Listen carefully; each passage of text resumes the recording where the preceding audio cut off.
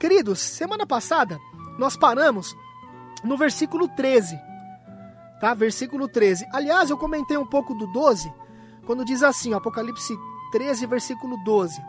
Exerce toda a autoridade da primeira besta, né? Nós vimos que as pessoas são levadas a adorar a primeira besta. Quem era a primeira besta? Aqueles que têm acompanhado até aqui, não é? Não vai ter como eu repetir tudo de novo, porque aí vamos ter que começar sempre do zero, aí a gente nunca vai avançar. Mas através daquilo que temos estudado, dentro da história, especificamente falando, nós identificamos que a primeira besta é o papado romano, nos dias de hoje, tendo o Papa Francisco como cabeça desse movimento, tá? Então as pessoas são levadas a adorar a primeira besta, ou seja, esse poder, e o Papa também. A palavra adorar vem do verbo grego kuneo, tá bom? Kuneo, que quer dizer eu beijo, tá? E esta adoração significa submissão à autoridade e decreto daquele a quem se presta reverência. Nós vimos também que esse é o retrato que a profecia fornece da adoração dedicada ao sistema papal pelos chamados cristãos, porque muitos cristãos, infelizmente, passarão a fazer parte desta adoração, de forma direta ou indireta, e a gente vai entender como é que isso vai acontecer, tá bom? Então o versículo 13 de Apocalipse capítulo 13, tá? Diz assim, também opera grandes sinais, de maneira que até fogo do céu faz descer a terra diante dos homens. Então, quando a gente analisa os Estados Unidos, porque quem é a segunda besta que nós temos analisado desde domingo passado até aqui? Quem é? Tudo indica que é os Estados Unidos. Opa, então quer dizer que o papado romano, que é um sistema católico, e os Estados Unidos, que é um país que nasceu com origens protestantes, vão trabalhar unidos no tempo do fim? Tudo indica que sim. Então os Estados Unidos têm sido chamados de terra das maravilhas, terra da ciência, não é? Da invenção, da produção em massa, ok? E o mundo do aprendizado também. Os Estados Unidos são considerados tudo isso aí. Da cura também, da velocidade, do glamour insuperável, não é? Mas nós estamos vendo maravilhas no mundo religioso também. Jesus disse, por exemplo, porque surgirão falsos cristos e falsos profetas, operando grandes sinais, prodígios também, para enganar, se possível, os próprios eleitos, não é? Nós podemos ver isso em Mateus capítulo 24, versículo 24. No tempo do fim, Deus vai trabalhar com milagres e curas. Eu creio em milagres e curas. Eu creio na oração forte, não é? Eu tenho tido muitas experiências com isso. Porque Deus, ele tem os seus filhos fiéis. E Deus, ele usa pessoas através da oração. Deus, ele usa as pessoas através dos dons espirituais, incluindo os dons de cura, os dons de milagres também. Só que a cura e os milagres não são o único requisito para nós identificarmos, ok? Que Deus realmente está dirigindo aquela situação. Existem outros requisitos, então nós devemos tomar cuidado. Por quê? Porque Satanás também opera milagres, não é verdade? Você sabe disso, Satanás ele também opera milagres. Satanás também é enganador. Satanás ele também sabe, digamos assim, camuflar as coisas. Ele imita aquilo que Deus faz também. Então, por exemplo, um dos pontos que nós podemos aqui citar, o espiritismo, né? O espiritismo moderno, por exemplo, nasceu lá no lado oeste de Nova York. Sabiam disso? Foi no século XIX. Quem eram elas? Quem estava encabeçando o espiritismo que hoje nós chamamos de espiritismo moderno? Eram as chamadas Irmãs Fox, tá? Guarde este nome. Irmãs Fox. E foi através de médiums americanos que o espiritismo se espalhou pelo mundo.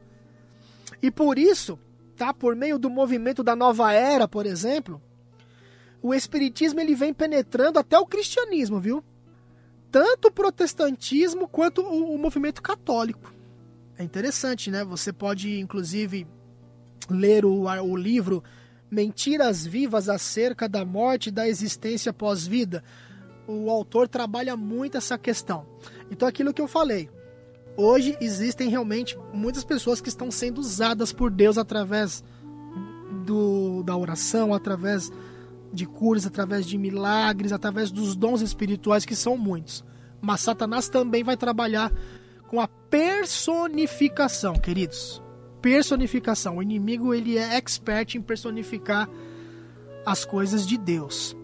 Então, a gente tem que tomar cuidado que hoje muitos conceitos espíritas estão invadindo muitas igrejas, tá? Nós devemos tomar muito cuidado com isso. E muita coisa que se inicia lá na América, que é o berço, por exemplo, do protestantismo, muitas dessas coisas estão adentrando nas igrejas. Então, nós devemos ficar atentos a isso. Por exemplo, a maioria de nós aqui, até você que está ouvindo, acredito que são protestantes. Acredito que nós devemos ter aí um ou outro católico, não é? Algum espírita que de repente está ouvindo o programa. E lembrando mais uma vez que o nosso intuito aqui não é criticar a religião de ninguém. E nada pessoal contra ninguém, mas apenas mostrando alguns fatos que vão deixar-nos de antenas, digamos assim, ligadas para não cairmos no engano. Porque muitas das vezes a pessoa está fazendo aquilo e ela acha que ela realmente está fazendo o correto. Ela acha que está fazendo realmente o melhor para Deus, dentro da luz que ela recebeu. Mas quando a luz da verdade brilha na mente dela, e aquela verdade toca no coração dela, aí cabe a ela aceitar a luz ou rejeitar, tá? E antes da vinda de Cristo, toda a verdade será trabalhada, toda a verdade será levada a todos. E todos terão a oportunidade de tomarem as suas decisões, de se posicionarem ao lado da verdade ou contra ela. Então, por exemplo, como protestantes, o protestantismo surgiu protestando, a própria palavra fala, protestantismo. Surgiu protestando contra as práticas católicas, podemos dizer assim, da Idade Média. Então, na Idade Média, você tinha o quê? Se você assistir aquele filme Martinho Lutero, principalmente aquele mais antigo, que está em preto e branco, inclusive, está no YouTube, só não sei se tem em português. Tinha em português, aí eu nunca mais consegui achar, eu sei que tem em castelhano, tá? Mas enfim, você vê ali uma cena onde um padre, ele vem de uma viagem de Roma, se eu não me engano, e ele traz algumas relíquias. Uma delas, por exemplo, um pedaço da madeira da cruz onde Cristo foi crucificado, um espinho da coroa de espinhos que foi colocado sobre a cabeça de Cristo, tá? Alguns fragmentos, tá certo? Por exemplo, dos pregos que foram colocados nas mãos e nos pés de Jesus e assim por diante. E naquela época lá, o Papa, ele oferecia indulgências, não é? Indulgências. E oferecia também, digamos assim, algumas situações como, por exemplo, se a pessoa olhasse para aquelas relíquias e exercesse fé naquelas relíquias, ela teria tantos anos, por exemplo assim, 1000 e poucos anos, né, de libertação, por exemplo, de libertação do purgatório. E isso tudo pelo Papa, como se o Papa tivesse essa autoridade para poder fazer isso. Como que isso hoje tem adentrado as igrejas? De uma forma assim, sorrateira, podemos dizer assim, com uma outra roupagem. Como é que a gente poderia analisar isso hoje, né? De repente já veio alguma coisa aí à sua mente. Tudo que eu estou falando aqui não é para magoar ninguém. Porque, repetindo, eu sei que tem muita gente sincera que de repente tem tido esses tipos de práticas. E repetindo, Deus sabe que elas acreditam que estão fazendo o melhor. Mas à medida em que a luz brilha, aí cabe a nós tomarmos uma decisão, amém? Eu amo você, meu amigo e minha amiga. E eu quero o melhor para você. E Deus, Ele de repente está me usando aqui para te dar essa palavra. Mas o que a gente vê hoje? A gente vê, por exemplo, um martelinho ungido, um lencinho ungido, de repente uma rosa ungida, uma vassoura ungida. Outro dia eu vi no Facebook uma propaganda de que uma igreja estava vendendo vassouras por não sei quantos reais, que eram vassouras ungidas, a pessoa ia varrer a casa com aquela vassoura, né, e tudo que é de mal iria sair daquela casa, tá certo? E várias outras situações que nós poderíamos citar aqui, que na verdade são conceitos papais, são conceitos católicos da Idade Média que invadiram a igreja com uma outra roupagem. E por detrás disso existe o conceito espírita da nova era.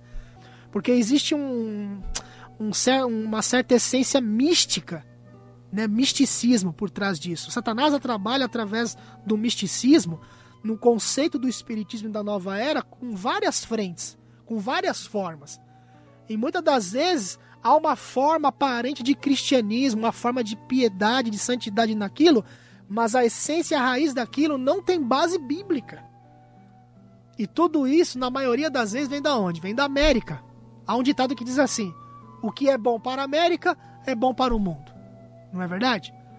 E assim por diante. Então a gente tem que tomar cuidado com isso. Então, o espiritismo vai trabalhar através de curas, através de milagres, através de aspectos da nova era.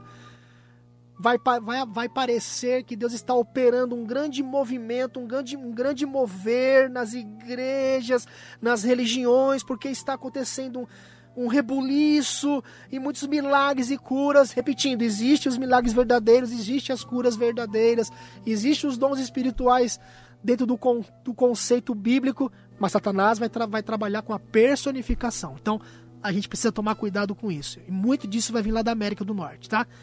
Lá da segunda besta, a besta que sobe da terra. E olha só, no versículo 14 diz assim, ó: seduz os que habitam sobre a terra por causa dos sinais, ó, tá vendo? Por causa dos sinais, ó.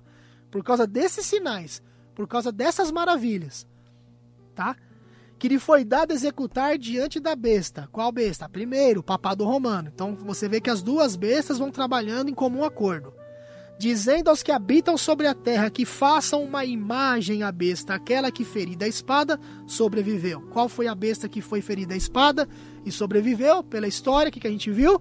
O papado romano. Nas guerras napoleônicas, o general Berthier, amando, tá certo, de Napoleão Bonaparte, entrou no Vaticano, ok? Prendeu o Papa Pio VI, na época ele morreu tempos depois, e houve então o cumprimento daquela profecia de Apocalipse 13, versículo 3. Vi uma de suas cabeças como ferida de morte, mas a sua ferida seria curada. Queridos irmãos, nós estamos vendo hoje, diante dos nossos olhos, essa ferida praticamente curada. O papado romano está com a sua ferida praticamente curada. Hoje, muitas pessoas estão olhando para o papado romano com outros olhos. Tá? Na semana que vem, eu vou usar o programa aqui para terminar esta série, passando um monte de notícias para vocês. Um monte de notícias que vai mostrar que hoje o protestantismo e o papado estão unidos. E que a maioria dos líderes protestantes estão querendo que o Papa seja o líder mundial das igrejas e de todas as religiões. Inclusive o ano que vem, no ano de 2017, já há programado aí um grande evento ecumênico para que o Papa seja entronizado definitivamente como o líder mundial das religiões. Então nós precisamos estar atentos a isso. E isso vai formar o que é a imagem da besta. A imagem da besta não é uma imagem literal, que as pessoas vão dobrar os joelhos para adorar esta imagem. Mas vamos entender o que é isso, mais especificamente falando. Porque uma imagem é algo que lembra muito bem uma outra coisa, tá? Por exemplo, se um jovem tem a mesma imagem do pai, é porque ele se parece muito com o pai. A besta leopardo, quem é a besta leopardo? O papado romano. Recebeu a autoridade do grande dragão. O dragão era quem? Lembra? Roma pagã, o Império Romano. Então o Império Romano se desmembrou, se dividiu em 10 reinos, eram aqueles 10 chifres de Daniel, tá certo? Especialmente lá em Daniel capítulo 7, mas dentre aqueles 10 chifres, um chifre pequeno surgiu. Este chifre pequeno que surgiu é aquela besta que sobe do mar de Apocalipse 13, versículo 1. Então, tá falando aqui do papado. Então, o papado romano recebe o poder de Roma pagã. Houve uma união da igreja e o Estado, já falamos aqui da Idade Média, já falamos que na época da Inquisição, por exemplo, o Estado interferia na religião e obrigava as pessoas a seguirem os dogmas impostos pela igreja dominante, que era o papado romano, não é? E isso destruiu a liberdade religiosa, tá? Tudo isso que eu falei aqui é fato, tá na história. Agora, nós vemos poderes em atividade para restringir nossas liberdades também, viu? Pessoas religiosas estão chamando, ou clamando, melhor dizendo, clamando que os Estados Unidos são um país muito secular. muitas pessoas estão começando a dizer hoje, os Estados Unidos é um país muito secularizado. Essas pessoas, por exemplo, pensam que o remédio é uma federação de igrejas com poder governamental. Ou seja, os Estados Unidos, na verdade, eles estão passando por uma crise de identidade dentro da sua essência protestante. A essência protestante tem se dissipado a cada dia nos Estados Unidos.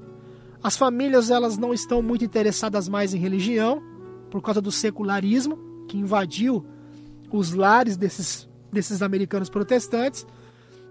Os pais não têm tempo mais para os filhos não têm tempo mais para os pais. E eles estão chegando a uma conclusão que se o Estado, vamos ser mais claros aqui, que se o Estado começar a legislar leis religiosas lá nos Estados Unidos, isso fará com que haja uma melhora na sociedade norte-americana, especialmente no que se refere à família e à religião. Então, se a igreja não pode salvar o povo por meio da pregação do evangelho, ela vai tentar conseguir isso através da política e da força. E se você for ver, por exemplo, existe um movimento lá nos Estados Unidos chamada direita cristã. Essa direita cristã, ela é formada por líderes muito fortes evangélicos lá dos Estados Unidos. Eles têm tanto poder e influência, queridos, que eles conseguem até eleger presidentes através da influência deles, tá? E por trás dos bastidores existe muita coisa aí, muita coisa programada para poder influenciar o Estado a interferir na religião. E eles têm conversado muito sobre isso e têm entendido que os Estados Unidos têm se divorciado dos seus princípios bíblicos. E alguns estão até chegando a declarar que é necessário que haja uma mudança na emenda da Constituição americana, para que essa questão da separação entre igreja e Estado acabe, e o Estado possa, de alguma forma, colaborar para a melhora da sociedade americana interferindo na religião. Não parece uma coisa legal? Não parece uma coisa boa? Se você for para pensar assim, por exemplo, vamos supor que o Brasil começa a viver uma grande crise de identidade. As famílias começam a ser destruídas por causa do secularismo, por causa das novelas que são transmitidas nos canais de televisão, né? Muita propagação do adultério, muita propagação do homossexualismo, e isso vai acabando com a sociedade. Aí chega uma hora que a coisa tá tão assim bagunçada, tá tão virada de ponta cabeça, que aquilo que eles achavam que era bom, no sentido de não, nós temos que respeitar, né, a liberdade, temos que respeitar a liberdade e tudo mais, vai acabar trazendo só transtornos para a humanidade. Aí as pessoas chegam à conclusão que o que a humanidade precisa é de religião. Aí eles chegam à conclusão que o Estado agora deve legislar a religião, impor leis que restringam o secularismo que destruiu a sociedade. E é aí que morre o perigo, porque todas as vezes que o Estado interfere na religião, a maioria, de certa forma, é beneficiada, mas a minoria sempre é prejudicada. Parece que será uma coisa boa, mas na verdade não será uma coisa boa. Então o que vai acontecer? O papado romano era igreja e Estado juntos, e isso gerava intolerância religiosa. Os Estados Unidos, que é a segunda besta, vai fazer uma imagem à primeira besta, o papado. Ou seja, quando os Estados Unidos se divorciar dos seus princípios constitucionais, que é um dos princípios fundamentais da emenda norte-americana, da Constituição, que a igreja não vai interferir na religião e a religião não vai interferir, melhor dizendo, que o Estado não vai interferir na religião e nem a religião no Estado, quando os Estados Unidos se divorciar desses princípios, o Estado então agora vai interferir na religião. E aí vai haver intolerância religiosa novamente, pessoal. Hoje parece que o que eu estou dizendo aqui é uma utopia, né? Parece que o que eu estou dizendo aqui, vamos usar aqui um português mais claro, é uma balela. Isso jamais vai acontecer nos Estados Unidos, um país da democracia, um país da liberdade. Mas vocês vão ver isso acontecer. E tudo está sendo orquestrado no mundo espiritual e no mundo político e religioso para provocar a união da igreja e o Estado novamente. E hoje o papado romano e o protestantismo norte-americano, estão mais unidos do que nunca, e a ideia final, por trás dos bastidores, é que o papado romano volte novamente ao poder como o grande sistema religioso, o grande sistema mãe de todas as religiões, tendo o Papa como cabeça de tudo isso daí. Na semana que vem, quando eu passar aqui os noticiários, porque até agora eu estou passando as informações, né? Mas e a prova disso? Então na semana que vem eu vou passar os noticiários. Tá bom? Para você ver que não são palavras minhas, são fatos. Contra fatos não existem argumentos, já diz o ditado. O versículo 15, 16, 17 e 18 de Apocalipse 13 diz assim: E lhe foi dado comunicar fôlego à imagem da besta, para que não só a imagem falasse, como ainda fizesse morrer quantos não adorassem a imagem da besta.